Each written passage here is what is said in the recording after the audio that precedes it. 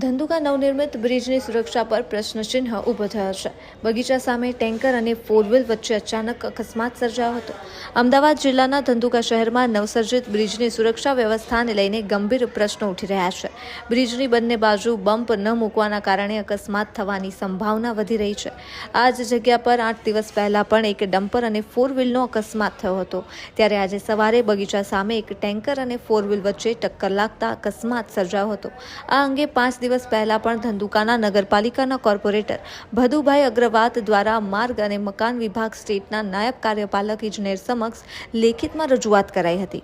સદનસીબે કોઈ જાનહાનિ થઈ નથી, પરંતુ ફોર વ્હીલ વાહનને એક બાજુની સાઈડનું નુકસાન થયું છે.